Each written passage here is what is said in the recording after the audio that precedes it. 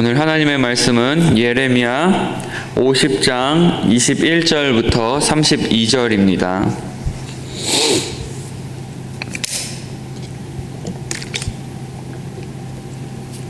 예레미야 50장 21절부터 32절 함께 교독하시겠습니다. 이는 여호와의 말씀이니라. 너희는 올라가서 무라다임의 땅을 치며 그곳의 주민을 쳐서 진멸하되 내가 너희에게 명령한 대로 다 하라. 그 땅에 싸움의 소리와 큰 파멸이 있으리라. 온 세계의 망치가 어찌 그리 꺾여 부서졌는고, 바벨론이 어찌 그 나라들 가운데에 황무지가 되었는고. 바벨론아, 내가 너를 잡으려고 올무를 놓았더니 내가 깨닫지 못하여 걸렸고, 내가 여호와와 싸웠으므로 발각되어 잡혔도다. 여호와께서 그의 병기창을 열고 분노의 무기를 꺼내면 주 만군의 여호와께서 갈대아 사람의 땅에 행할 일이 있음이라. 먼 곳에 있는 너희는 와서 그를 치고 그의 곡간을 열고 그것을 곡식더미처럼 쌓아 올려라. 그를 진멸하고 남기지 말라. 그의 황소를 다 죽이라. 그를 도살하려 내려보내라. 그들에게 화 있도다. 그들의 날 그 벌받는 때가 이르렀음이로다. 바벨론 땅에서 도피한 자의 소리여, 시온에서 우리 하나님 여호와의 보복하시는 것, 그의 성전에 보복하시는 것을 선포하는 소리로다. 활 쏘는 자를 바벨론에 소집하라. 활을 당기는 자여, 그 사면으로 진을 쳐서 피하는 자가 없게 하라. 그가 일한 대로 갚고 그가 행한 대로 그에게 갚으라. 그가 이스라엘의 거룩한 자 여호와를 향하여 교만하였음이라. 그러므로 그날에 장정들이 그 거리에 엎드려지겠고 군사들이 멸절되리라. 여호와의 말씀이니라. 주 만군의 여호와의 말씀이니라. 교만한 자여, 보라, 내가 너를 대적하니 너의 날 곧 내가 너를 벌할 때가 이르렀음이라. 교만한 자가 걸려 넘어지겠고 그를 일으킬 자가 없을 것이며, 내가 그의 성읍들에 불을 지르리니 그의 주위에 있는 것을 다 삼키리라. 아멘. 옛날 이솝우화에 이런 이야기가 있습니다. 어느 날 이제 이리가 길을 가다가 해질 무렵에 자기의 그림자를 보게 됩니다. 이제 여러분 아시다시피 해질녘의 그림자를 보면 그림자가 이렇게 커지고 길어지잖아요. 그 자기의 그림자를 본 이리가 그 길이를 보고, 야, 내 그림자가 이렇게 컸구나, 내가 이렇게 큰 사람이었구나 라는 것을 깨닫게 되고, 야, 그럼 내가 왜 그동안 다른 동물들을 두려워했지? 내가 이 숲의 왕이 되어야겠다 라고 생각을 하고, 이제 길을 가다가 만나는 동물들마다 으르렁거리고 또 횡포를 부렸습니다. 여러 동물들이 그 이리를 보고 도망을 갔죠. 작은 동물들이. 그러다가 길을 가다가 사자를 만나게 되었습니다. 사자를 만났을 때에도 이 이리는 겁없이 그 사자에게 덤비다가 큰 소리를 치다가 결국에는 그 사자에게 물려 죽었다라는 그러한 이야기가 있습니다. 여러분, 이것은 그 인간의 어떠한 교만함에 대해서 이야기하고 있는 부분인 것 같습니다. 교만한 사람들의 특징을 보면은 항상 자신을 높이고 다른 사람들을 업신 여기고, 그리고 심지어는 우리가 마땅히 두려워해야 될 그 분이신 하나님까지도 두려워하지 않는 그러한 모습들을 보게 됩니다. 오늘 말씀을 통해서 살펴본 그 바벨론의 모습이 그와 같은 모습이었죠. 이상하게 제가 지난주에도 모압에 대해 설교를 할 때에 이 교만에 대해서 설교를 했어요. 그 모압 땅이 교만했기 때문에 하나님께서 그들을 심판하시고 벌하셨다라고 제가 설교를 했었는데, 이번 주에도 똑같이 이제 바벨론에 대해서 살펴보는데, 바벨론 역시도 그 하나님 앞에 교만함 때문에 하나님께서 그들을 심판하실 것이다 라고 말씀하고 계십니다. 이처럼 이 이방 나라들의 공통된 특징이 하나 있다면 그것은 바로 하나님 앞에 겸손하지 못하고 교만한 모습을 보였다라는 것이죠. 사실 하나님께서는 이 바벨론을 사용하셨습니다. 우리가 어떻게 보면은 하나님이 이 바벨론을 사용하셔서 그 유다 땅 이스라엘 백성들을 벌하시고 심판하셨다라고 이해할 수가 있는데요. 그러면 이런 생각이 들 것 같아요. 왜 하나님께서는 바벨론을 사용하시고 나서는 결국에는 이 바벨론을 다시 심판하시는가? 자신이 사용하신 나라를 자신이 사용해가지고 그들이 이스라엘을 공격하고 이스라엘을 괴롭혔는데 왜 오늘 본문에도 보면은 그 이스라엘을 괴롭히고 또 하나님의 성전을 파괴하고 그러한 일들을 통하여 하나님께서 그들에게 보복하시는가? 라고 생각을 할 수가 있을 것 같습니다. 근데 우리가 조금만 다르게 생각해 보면 이렇게 이해할 수 있을 것 같아요. 하나님께서 바벨론을 사용하셨다라기보다는 하나님이 이제 그러니까 바벨론에게 지시해서 너희들은 이스라엘 백성들을 공격해라, 이스라엘 백성들을 파멸시키고 그들을 괴롭혀라 라고 지시하신 것이라기보다는 그들을 허용했다라고 보는 것이 맞을 것 같습니다. 그냥 그들을 허용한 거예요. 그냥 그 바벨론 그리고 또 인간 안에 있는 그 인간의 본성, 인간의 그 탐욕, 그것을 그대로 놔두셨기 때문에 그 바벨론이라는 나라가 이스라엘 백성들을 공격하고 그리고 또 그들을 취하고 그 이기적인 욕망을 해결하였다라고 볼 수가 있을 것 같습니다. 그렇게 보면은 참 우리는 항상 하나님의 은혜가 아니면 하나님의 인도하심과 보호하심이 아니라면 우리 역시도 우리의 그 마음속에 있는 인간의 본성 그대로 아마 행동하며 그렇게 살아갔을 거다라고 생각이 되어집니다. 하나님께서는 이스라엘 백성들을 택하여 구별하셨습니다. 그렇기 때문에 하나님께서는 이스라엘 백성들을 지키시고 보호하시고 끝까지 그들을 붙드셨다라는 거예요. 반대로 이방 나라들은 하나님께서 선택하지 않으셨기 때문에 그들은 결국에 자신 인간 안에 있는 그 본성 그대로 자신의 만족과 쾌락과 그리고 이익을 위해서 행동하는 그러한 모습을 보였던 것이죠. 여러분, 우리 안에는요, 누구나 교만함이 있습니다. 우리 속에 교만함이 있어요.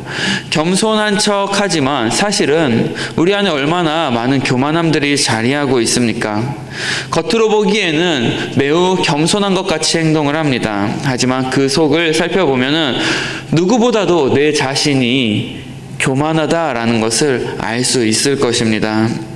그래서 겸손이라는 것은 사실 우리 안에 교만이 없는 상태가 아니라 자신 안에 그러한 교만이 있다라는 것, 교만이 숨어 있다라는 것을 아는 것, 그것이 바로 겸손이다라는 것이죠. 그렇기 때문에요, 우리는 우리의 마음속에 있는 그 교만한 마음들을 하나님 앞에 숨김없이 내어놓고 항상 하나님 앞에 겸손한 마음으로 나가야 할 것입니다. 사실 우리 안에 있는 그 교만함은요, 지금은 보이지 않을 수 있지만 우리가 조금만 성공하거나 뭐 돈을 많이 번다던가 아니면 우리의 지위가 높아진다던가 어떠한 권력을 행사할 수 있는 그러한 위치에 만약에 우리가 서게 된다면 우리 속에 있는 그 교만함들이 꿈틀꿈틀 다시 그 고개를 들게 될 것이에요. 그래서 보면은 우리가 흔히 뉴스나 신문에서 갑질하는 사람들, 그죠? 갑질하는 사람들의 모습을 보면 그 사람들이 어떤 사람들입니까? 힘없는 사람들이 갑질을 합니까? 그렇지 않죠. 그럴 힘도 없을 뿐더러 그렇게 하지 못합니다. 하지만 힘이 있고 능력이 있고 어느 정도 자신이 높다라고 생각하는 사람, 그 교만한 사람들이 갑질을 하게 되어 있는 거죠. 그래서 하나님께서 이제 우리에게 원하시는 것은 바로 이러한 겸손인데 우리에게 그렇기 때문에 예수 그리스도가 필요한 것입니다. 예수 그리스도가 아니라면은 우리 역시도 결국에는 이 교만함의 노예가 되어질 것이죠. 그렇다면 우리가 과연 이 세상을 살아가면서 무엇을 기준으로 삼고 비교하는가, 이것이 또 중요하게 될 것 같습니다.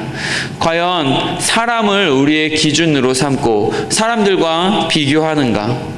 여러분, 우리가 사람들과 비교하게 된다면 우리는 난 그래도 저 사람보다는 겸손하지, 그래도 저 사람보다는 내가 낫지 라는 그러한 마음이 생기게 될 것입니다. 그리고 때로는 저 사람을 보고 저 사람보다는 내가 너무 못하거나 저 사람보다는 내가 부족하구나 하고 낙심하게 될 수도 있을 것 같습니다. 하지만 우리가 세상을 살아가면서 사람이 아닌 예수 그리스도를 기준으로 우리가 삼고 살아간다면 우리는 항상 예수 그리스도 앞에서 겸손한 삶을 살 수밖에 없을 것입니다.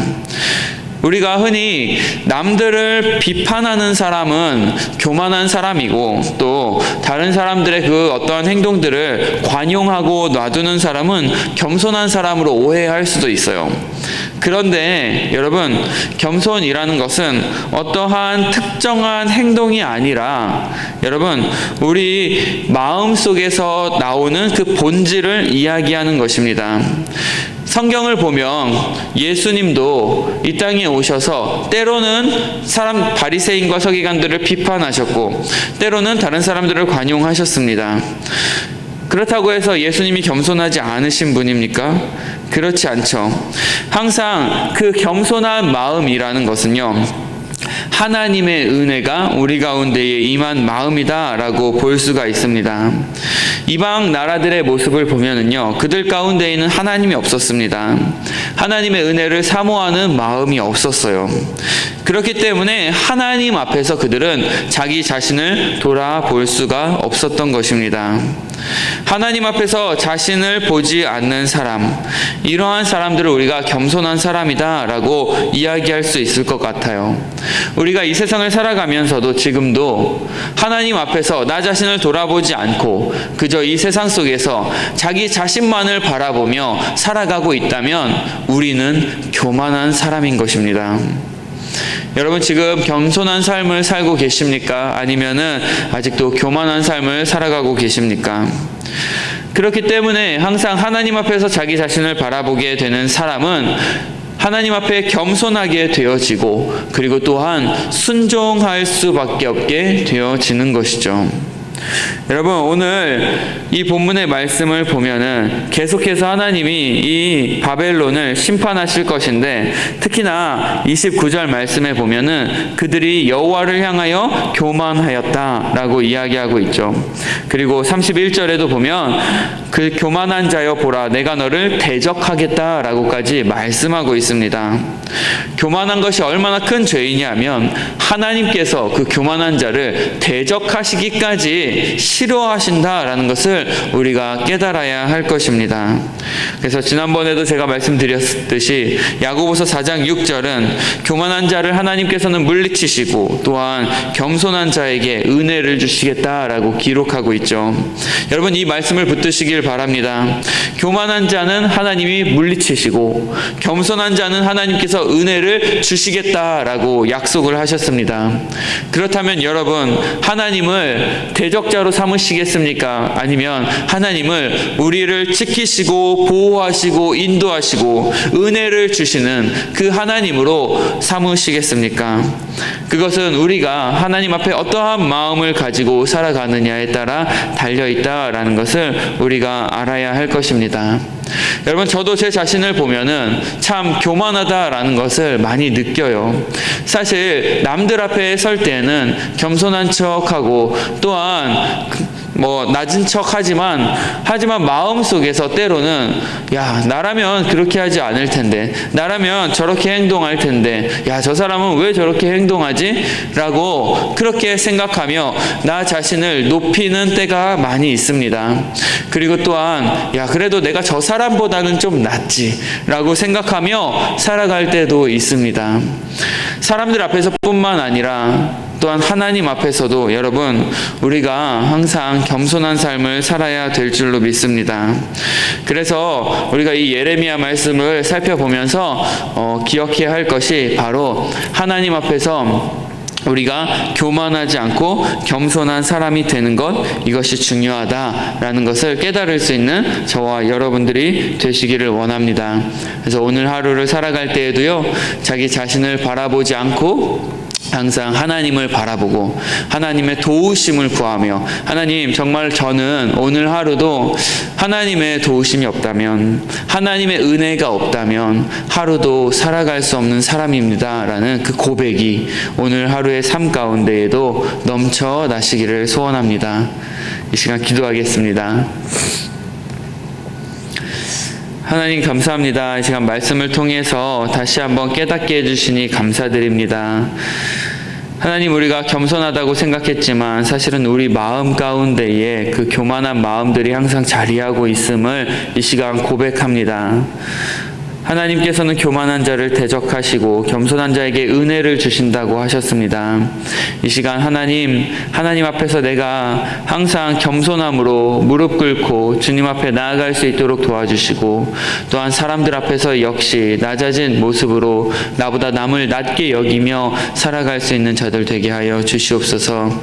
그래서 오늘 하루도 정말로 나 자신을 바라보는 것이 아니라 오직 하나님의 그 도우심과 그 은혜만을 우리가 구하며 살아갈 수 있는 귀한 성도들 되어질 수 있도록 주님 붙잡아 주시옵소서. 감사드리며 예수님의 이름으로 기도합니다. 아멘. 하늘에 계신 우리 아버지여, 이름이 거룩히 여김을